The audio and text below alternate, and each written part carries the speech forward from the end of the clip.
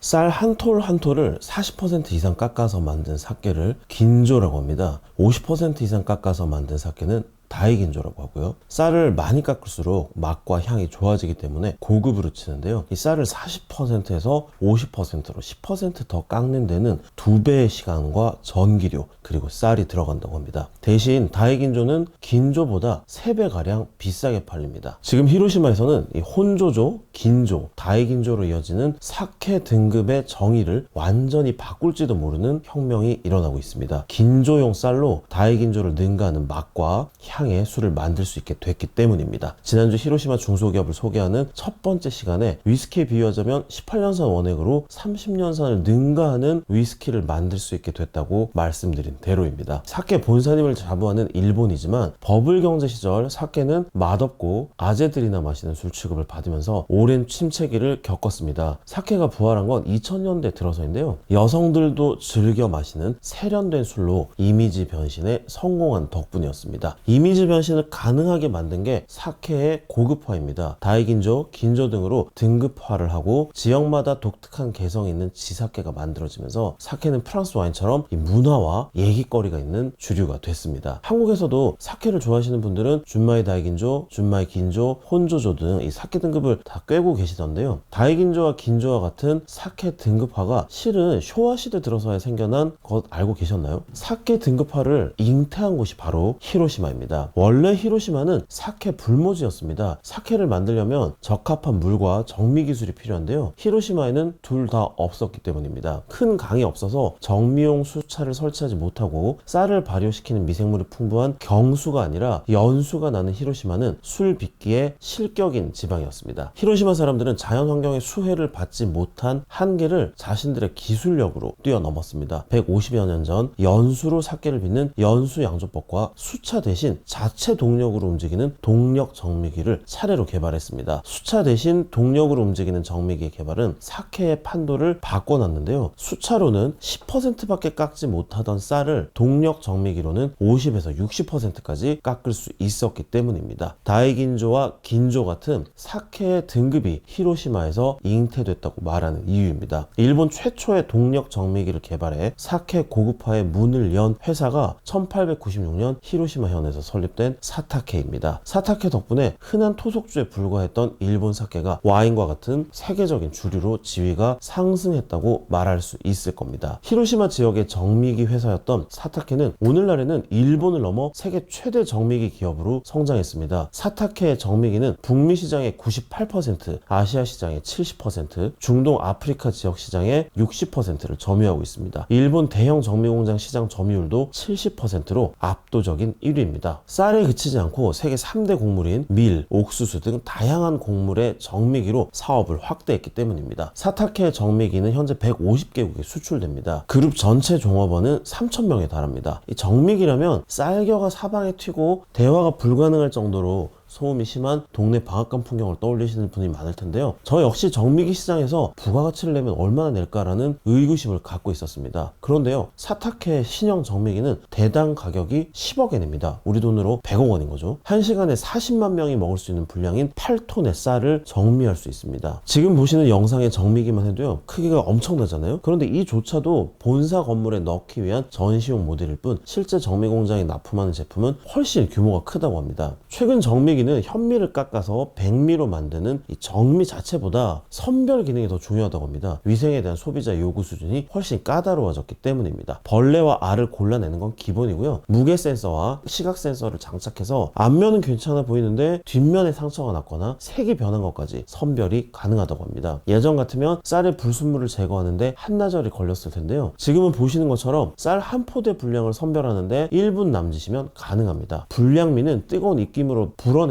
이 기술을 통해서 곡물뿐 아니라 김에 섞인 작은 새우나 불순물, 벌레 먹은 아몬드 등도 선별이 가능합니다. 정미기의 핵심 부품은 모터입니다. 사타케는 100년 넘게 정미기를 만들면서 쌓은 노하우로 독자적인 모터를 개발했습니다. 정미기용 모터는 작은 전류로도 시동이 잘 걸리면서도요, 곧바로 큰 동력을 낼 수 있어야 한다고 합니다. 소형 발전기로도 고출력을 내는 모터가 필요한 시설이 어디일까요? 바로 정해진 공간에 많은 기능을 집약시켜야 하는 초고층 빌딩과 고속철도입니다. 이 때문에 오늘날 사타케의 모터는 로폰기 힐스와 같은 초고층 건물의 소화 설비에 사용됩니다. 또 도쿄와 토호쿠 지역을 오가는 신칸센인 하야부사호에도 사타케가 개발한 모터가 장착됩니다. 사타케가 세계적인 기업으로 성장하는 동안 양조용 정미기 사업이 차지하는 비중은 자연스럽게 줄어들 수밖에 없었는데요. 말씀드린 대로 사케 시장이 오랜 침체기를 겪었기 때문입니다. 현재는 사타케 전체 매출에서 양조용 정미기 사업이 차지하는 비중이 10%에도 미치지 못합니다. 사타케는 비주력 사업을 정리하는 대신 모태 사업에 대한 투자를 계속했습니다. 왜일까요?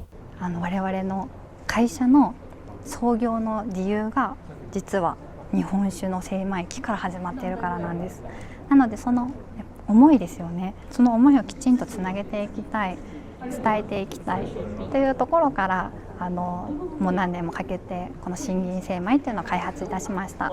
창업 이념을 지켜낸 결과가 주조용 쌀을 40%만 깎고도 50% 이상 깎은 것과 같은 맛과 향을 내는 편평 정미 기술입니다. 쌀을 40%, 50%까지 깎을 수 있는 동력 정미기를 개발함으로써 사케 등급을 처음 탄생시킨 사타케가 이제는 사케 등급을 파괴하는 게임 체인저가 된 셈입니다. 쌀을 많이 깎을수록 향과 맛이 더 좋은 사케를 만들 수 있는 건 이 쌀알의 구조 때문입니다. 쌀알을 자세히 살펴보시면 가운데 색이 진한 전분을 반투명한 하얀 단백질이 감싸고 있습니다. 술 빚기는 쌀알의 전분을 발효시켜 당분으로 만드는 작업입니다. 전분을 둘러싼 단백질은 맛과 향을 떨어뜨린다고 합니다. 사케를 만들 때 쌀을 깎는 이유입니다. 많이 깎아서 단백질이 적으면 적을수록 가운데 전분만 남길수록 맛과 향이 깊은 고급술을 만들 수 있습니다. 쌀을 40% 깎아서 만든 긴조보다 50% 이상 깎아서 만든 다이 긴조가 더 고급으로 대접받고 훨씬 비싸게 팔리는 이유입니다. 이처럼 차이가 명백한데 어떻게 긴조로 다이 긴조를 이기는 술이 가능할까요? 그건 쌀의 모양이 원형이 아니라 기다랗게 둥그스름한 타원형이기 때문입니다. 지금까지의 양조형 정미 기술로는 쌀을 원형으로만 깎을 수 있었습니다. 하지만 타원형인 쌀을 원형으로 다이긴조의 기준이 50% 이상 깎으면 보시는 것처럼 단백질 부분이 깔끔하게 정리되지 않습니다. 반대로 쌀을 깎는 이유인 전분까지 일부가 잘려나가는 낭비도 발생합니다. 이 비효율성을 해소할 수는 없을까? 쌀을 둥글게 깎지 않고 쌀 모양 그대로 타원형으로 깎으면 불필요한 단백질은 완전히 제거하고 필요한 전분만 오롯이 얻을 수 있지 않을까? 이런 생각은 사실 1990년대 초부터 존재했습니다. 기술이 없었을 뿐이죠. 이론상으로만 존재하던 이상적인 정미보아,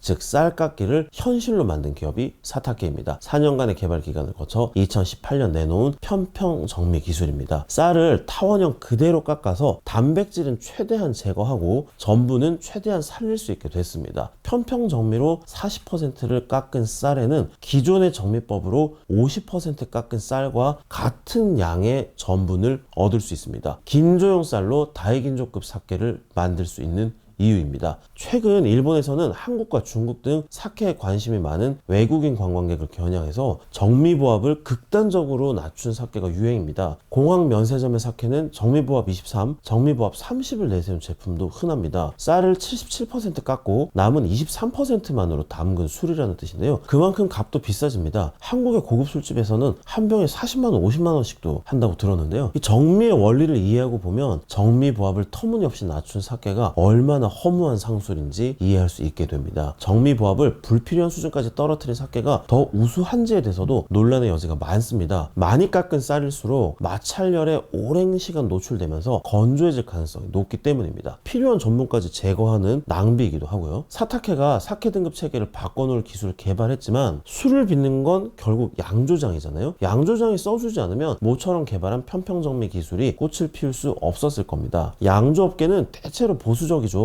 특히 역사와 전통을 자랑하는 양조장일수록 새로운 기법, 새로운 정미기를 도입하는데 저항이 클 수밖에 없을 겁니다. 이 연수 양조법과 동력 정미기를 과감하게 도입해서 사케 불모지에서 일본 3대 사케 양조지로 올라선 히로시마의 양조장들은 변화를 받아들이는데 적극적이었습니다. 편평 정미 기술을 받아들여 빚은 사케가 하나둘씩 늘어나고 있는 겁니다. 편평 정미 기술 도입에 앞장선 양조기업 가운데 한 곳이 1868년 창업한 이마다 주조입니다. 이마다 이마다 주조는 100여 년 전에 개발된 연수 양조법과 사타케 동력 정미기를 가장 먼저 받아들인 양조장 가운데 하나인데요. 오늘날에는 편평정미의 진가를 가장 먼저 알아본 양조장이 됐습니다. 이마다 주조의 대표이자 도지는 드물게도 여성입니다. 이마다 주조의 4대째인 이마다 미호 사장 겸 도지가 그 주인공입니다. 33살에 야마다 주조를 물려받은 그는 올해로 술 빚기 28년째를 맞습니다. ビジネスで家業だったから、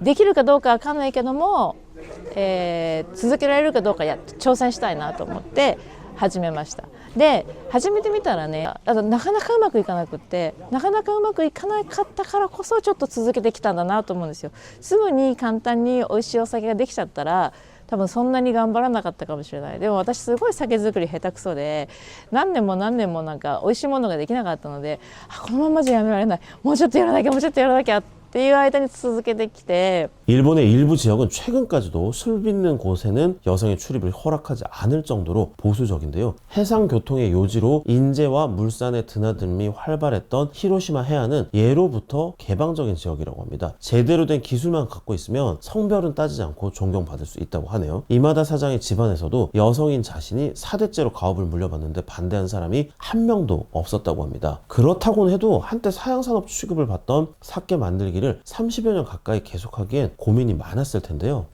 お酒ってやっぱちょっと世界のどこの国でも減ってるんですよ。例えば日本で日本酒とか、例えばドイツでビールとかね、もしかしたらね、で、フランスでワインとかで伸びてるものって、例えば、アメリカのクラフトビールとか、いろんなこう新しいジャンルのものとか、楽しくてもっとなんか伝統的ではないけど伝統の技術をベースにしてみんなのアイデアがどんどん入ってきてる新しいお酒ってすごく伸びてる。